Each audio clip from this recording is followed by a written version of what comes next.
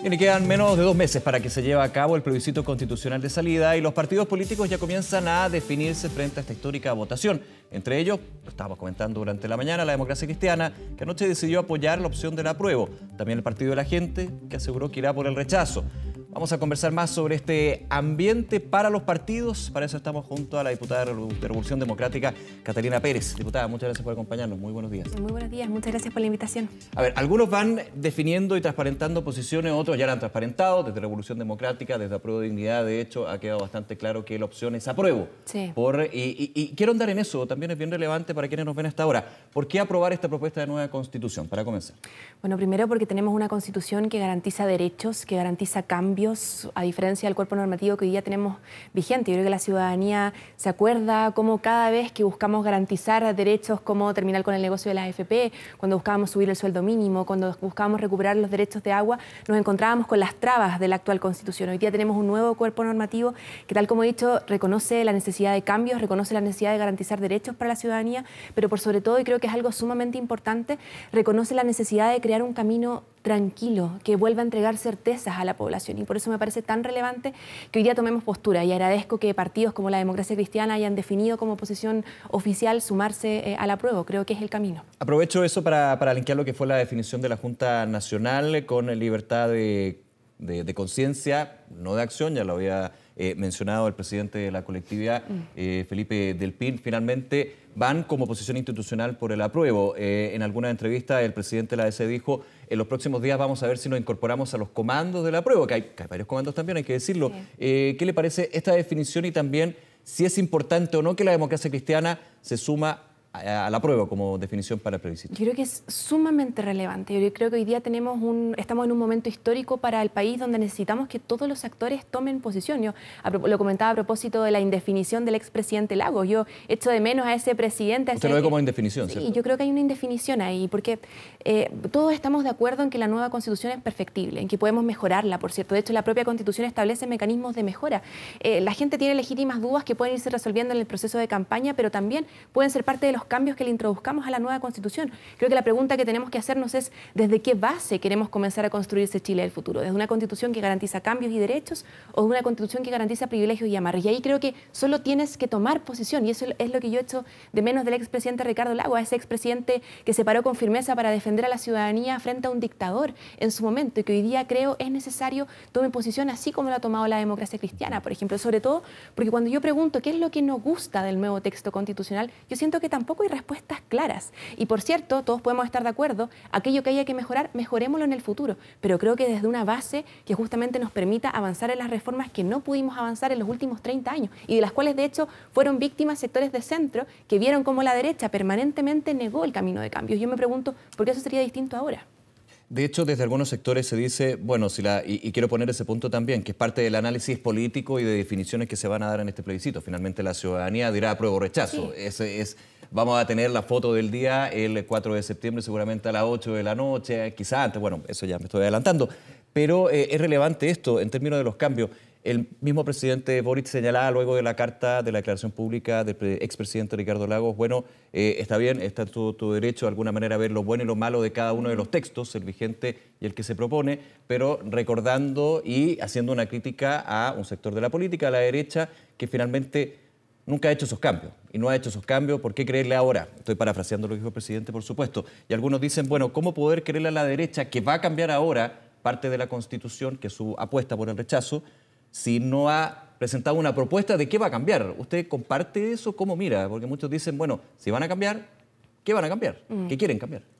A ver, yo creo que esta nueva Constitución es una Constitución que naturalmente le molesta a muchos que han estado cómodos con la distribución del poder, del statu quo y del privilegio del que han ostentado por mucho tiempo. Yo creo que esto no es privativo incluso de la sola derecha. Yo creo que aquí hay una Constitución, la nueva Constitución necesariamente cambia el eje del poder, no le entrega más poder a las élites, no le entrega más poder a los políticos, le entrega más poder a la ciudadanía, con iniciativas populares de ley, por ejemplo, incluso algunas iniciativas de mandato revocatorio. Entonces, creo que evidentemente que quienes han ostentado poder durante los últimos 30 años, es natural, no les gusta el texto de la nueva Constitución. Ahora yo digamos, recapitulo ahí y digo, ¿a quién le tiene que gustar el texto? ¿Le tiene que gustar a un expresidente? ¿Le tiene que gustar a las élites de este país? ¿O le tiene que gustar a la ciudadanía? Y lo bonito del 4 de septiembre es que el voto de un vecino, de una vecina de La Pintana, de Antofagasta, de Biobío, va a valer lo mismo que el voto de un expresidente o que el voto de los dueños de los grandes capitales de este país. Y creo que ahí la relevancia de iniciar un proceso de información que logre destrabar las legítimas dudas que la ciudadanía tiene. Y la ciudadanía tiene legítimas dudas porque creo que la campaña del rechazo se ha basado en mentiras, porque creo que el proceso constituyente no estuvo exento de errores y porque le estamos pidiendo además que tome una decisión sumamente relevante que no ha tomado nunca en su vida, que es cuál es el nuevo texto constitucional a partir del cual establecemos la convivencia democrática. Déjame quedarme un segundo en eso. Es bien interesante también el análisis. Insisto, finalmente la decisión del 4 de septiembre va a ir por la propuesta. Pero de todas maneras, desde los mismos exconvencionales constituyentes, el último día de trabajo de la convención, muchos decían hay que separar el proceso del producto final. ¿Usted está de acuerdo con eso? ¿Se pueden separar? Hay algunos que dicen que no, que esto es un proceso constituyente y tiene distintas partes que terminan obviamente en el plebiscito de esa propuesta. Sí, uno puede hacer una evaluación política, así como sí, claro. Es complejo separar la evaluación de gobierno del proceso constituyente porque forman parte de un mismo ciclo, pero no tienen uno que ver con el otro, digamos, es también difícil separar el proceso del producto. Pero yo creo que hoy día lo relevante, la pregunta relevante que tenemos que hacernos es, más allá de las pequeñas cosas que pueden no gustarnos, del articulado específico que pueden no gustarnos. En eso el PPD, por ejemplo, es muy claro. ¿De qué lado de la historia queremos estar? ¿Queremos estar del lado de una nueva Constitución que, insisto, garantiza derechos, garantiza cambio? ¿O queremos estar atrás de los amarres de la Constitución de 1980 que nos ha impedido por tanto tiempo avanzar en los cambios que la ciudadanía requiere? Y aquí, ¿por qué digo que la nueva Constitución además entrega certeza y certidumbre? Porque ¿cuál es el camino que ofrece el rechazo? ¿Cuál es el camino de reformas que hoy día ofrecen los sectores que dicen rechazar para reformar? ¿Por qué tendríamos no solamente que creerles, sino que... ¿No es viable el rechazar para reformar? Yo creo que no hay viabilidad ni jurídica ni política para empujar los cambios que la ciudadanía ¿Pero si él aprueba requiere. para reformar? Yo creo que la diferencia es que la nueva Constitución establece mecanismos de reforma y, de nuevo, establece pero pilares... no son tan fáciles. 4 séptimos, pero con plebiscito. 4 séptimos con plebiscito, Si no se llega al 2/3. Lo que, de nuevo, devuelve el poder a la ciudadanía y no lo deja en la política. Entonces, creo que si es que miramos las dos constituciones y su posibilidad de reforma y de mejora, primero yo me quedo con la nueva Constitución, no con la antigua, pero además creo que la pregunta de fondo es ¿desde qué pilar quieres partir? Y hoy día la discusión respecto a la Constitución de 1980 no es solamente un problema de quórums, es un problema de pilares del Estado. Establece un Estado subsidiario, mientras la nueva Constitución establece un Estado de Derecho. Establece una democracia limitada, hiperpresidencialista, a partir de la cual debiésemos partir, versus un presidencialismo atenuado que entrega mucho poder a las regiones, por ejemplo. Yo prefiero partir de la nueva Constitución que partir de la vieja Constitución, si es que de lo que se trata es de mejorar el sistema de gobierno, el sistema político. Ayer legalmente, diputada Pérez, partió la campaña. Ya, digamos, también ha ido partiendo en distintas plataformas, redes sociales, para bien o para mal, dependiendo de desinformación o información. Es una vía donde también muchos conceptos, durante toda la discusión de la Convención Constitucional, se entregó mucha información y desinformación, y muchos dicen de un lado para otro. Y quiero ir a ese punto, desde el desafío que tienen los partidos, las organizaciones sociales, por supuesto, para poder entregar información y no desinformación a la ciudadanía. Los propios medios también, que estamos en ese desafío constante, por supuesto, y siempre revisando eso. Desde el punto de vista de que tenemos un texto constitucional, propuesta, que muchos dicen, ojo, aquí más que desinformación y fake news, en varios casos, otros que claramente no hay mucho que defenderlo, pueden ser interpretaciones, cuando, por ejemplo, hay parte del articulado de la propuesta que deja abierto a ley, al legislador futuro, lo que puede ser una definición, por ejemplo, del Sistema Nacional de Salud o del Sistema de Seguridad Social, entre otros. Hay un tema ahí. Muchas veces no es que se mienta, sino que la interpretación es abierta en términos del texto constitucional. ¿Cómo se maneja eso? Sí, primero, efectivamente, en algunos casos no es que se mienta, pero en otros, o sea, yo ayer veía como el senador Felipe Cas difundía un video abiertamente falso sobre un texto que además era leído, cuyo articulado era falso. Lo que a mí me representa la duda legítima es, se están repartiendo textos falsos por parte del rechazo para confundir a la ciudadanía, y creo que esta campaña del rechazo ha estado plegada de eso, y creo que es algo muy grave, porque cuando tus verdaderos argumentos no son defendidos públicamente, finalmente tienes que caer en las mentiras para establecer una posición, y creo que eso atenta contra el derecho a la información de la ciudadanía. De hecho, estamos pensando incluso en un proyecto de ley que patrocinamos hace poquito, que justamente busca combatir la difusión de noticias falsas, sobre todo viniendo de figuras públicas. Yo creo que ahí es sumamente grave. Pero aquí es difícil, porque usted dice, bueno, en el caso de que se dé un texto falso, eso claramente parte desde la mentira porque es falso. Por eso se ha llamado a las vías oficiales de lo que fue el trabajo de la Convención Constitucional. Nosotros mismos, 24horas.cl, tenemos la propuesta por tema oficial, esa es. Pero desde las interpretaciones jurídicas, constitucionales, muchos dicen, ahí está una línea que es bien difusa a veces, ¿no?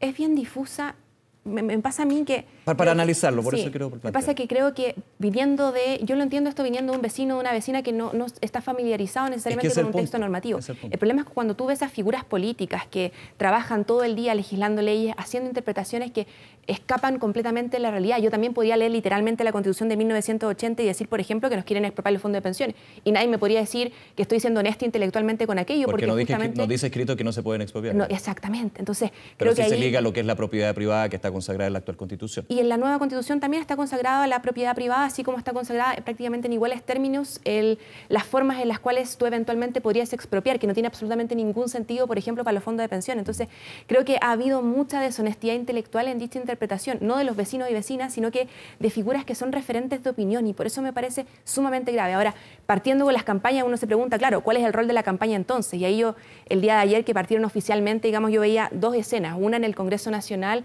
con las bancadas de Renovación Nacional, de la UDI, del Partido Republicano, manifestando sus posiciones a favor del rechazo, y por otro lado, al apruebo desplegado en la calle, en Parque Almagro, en el caso de Santiago, en el Paseo Prat, digamos, en Antofagasta. Y yo así quiero ver el apruebo. Quiero ver un apruebo lleno de esperanza, lleno de difusión de información, lleno también de destrabe de estas mentiras que busca instalar el rechazo, pero sobre todo recordando que Chile no solamente necesita, sino que merece cambios. Y hoy día esa oportunidad de cambios la tenemos en el apruebo, no la tenemos en el rechazo.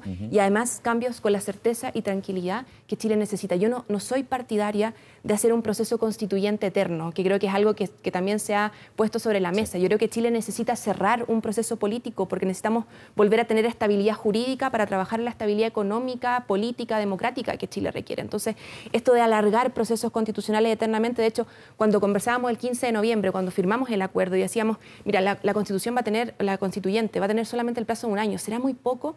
Puede que haya sido muy poco, pero nuestra preocupación era que hubiese un cierre y que la ciudadanía finalmente fuese responsable de ese cierre. Pero alargar eternamente procesos porque a una élite no le gustó el producto, me parece que no es apropiado, incluso no es responsable con el país. Ahora, igualmente hay que pensarlo, y tomo también el análisis de lo que fue la declaración de Ricardo Lagos, de que este proceso continúa. Claro, si gana el apruebo, se acepta la propuesta, pero es un hito que se cumple y luego vienen años desde lo que es la norma transitoria, desde el cambio institucional, pensando en el apruebo, en que finalmente la propuesta se acepta de la Convención Constitucional. Sí. Entiendo el punto, se cierra desde la certidumbre de un proceso constituyente, pero que avanza en la implementación del producto de ese proceso. Claro, y que va amarrando certezas. Claro. O sea, necesitamos amarrar certezas para ir avanzando. Es distinto. Digamos. Claro, pero uno también podría decir no amarrar nunca esa certeza, no amarrar nunca el cuerpo normativo hasta que le guste a quién. Si la evaluación de si la nueva Constitución genera o no consenso, no es una decisión que le corresponde a una declaración pública, a una élite política que no sé por qué seguimos escuchando. No me refiero con esto al expresidente Ricardo Lagos, creo que tiene una voz importante para la ciudadanía, pero la que tiene que acordar o la que tiene que decidir si la nueva Constitución es un consenso mayoritario es el 4 de septiembre y es el voto de cada vecino o vecina. Y creo que de repente a la política le cuesta mucho entender cuándo tiene que dar un pie atrás, expresar sus argumentos, pero sobre todo dejar que sea la gente la que decida. Ahora, los procesos de elecciones y campaña especialmente son bien tensos, y yo creo que no es tan avesado decir este va a ser uno de los más tensos en términos de todo lo que estamos comentando, en términos de las posiciones, en términos de la ciudadanía que finalmente dice, bueno, pero aquí entre peleas, discusiones, ¿con qué me quedo? Y obviamente uno dice, la ciudadanía va a tomar también lo que considere que es positivo y negativo para su diario vivir, digamos, en términos de una constitución que abarca las distintas áreas de la sociedad. En ese punto va a estar bien difícil y le quiero preguntar, ya por lo menos las encuestas, son fotografías del momento, estamos de acuerdo, pero muestran una tendencia que esto va a estar bien peleado. Sí. ¿Preocupa la encuesta de apruebo de dignidad en el caso de que por lo menos la última, en términos de tendencia, ha mostrado un apoyo, no voy a decir mayoritario, porque también está bien peleado, del rechazo sobre el apruebo? O sea, yo mentiría si digo que no preocupa. Ahora, nosotros hemos aprendido a hacer, en nuestra corta vida política, a ser cautos con las encuestas. Si lo hubiésemos creído a las encuestas, el presidente sería Joaquín Lavín o Jadwe, digamos. Creo que hace mucho tiempo que las encuestas no vienen necesariamente reflejando el estatus, digamos, de la evaluación societaria, sino creo un relato que buscan instalar ciertos sectores de la población. Ahora, pero sí está la impresión de que no es después del plebiscito, el primer plebiscito para una nueva constitución, decía, bueno, la apruebo acá, aquí gana con holgura. No, ahí decían que la prueba ganaba en un 55%, terminamos ganando con un 80%. Y esa es la percepción que queda por el resultado del primer plebiscito. Sí. Claro. Yo pongo mi cuota de escepticismo respecto a la encuesta, pero sería deshonesto decir que no nos preocupa. Evidentemente nos preocupa. Yo creo que acá las campañas están partiendo, pero había una campaña previa de muchísima desinformación, de muchísimas fake news, y creo que de repente a la prueba nos ha preocupado ir desvirtuando cada una de esas mentiras, más que instalar contenido, instalar ideas, instalar un debate democrático respecto a cuál es la nueva constitución que queremos construir o cuál es el nuevo país que queremos construir. Y ahí yo espero que esta campaña se despliegue con esa honestidad necesaria y con ese debate político necesario. Yo evidentemente comparto el análisis, esta va a ser de las campañas más tensas que tengamos porque es un momento político de definiciones de los más relevantes que ha tenido la historia democrática de nuestro país. La constitución te sirve para determinar dónde y cómo distribuye el poder. Y somos tensa y desafiante, porque uno diría tensa como algo negativo per se, pero creo que es bien desafiante en términos del hito democrático que se va a vivir. Y por eso mismo me parece tan relevante que ningún actor se pierda en el proceso. Yo creo que estamos en un momento histórico donde vamos a mirar para atrás y vamos a decir quién estuvo y quién no estuvo con los cambios, con los derechos, con la ciudadanía y con la oportunidad, de nuevo, histórica que tenemos de hacer los cambios que no pudimos hacer los últimos 30 años. Seamos sectores que nos consideremos de izquierda, de centro, ni de izquierda ni de derecha, pero o sea, hoy día tenemos una oportunidad histórica de recoger ese sentir popular que no solamente se expresó de octubre en adelante, hay una crisis económica, social, democrática desde hace muchísimo tiempo en nuestro país y Chile logró darse, y eso es algo que a mí me enorgullece muchísimo,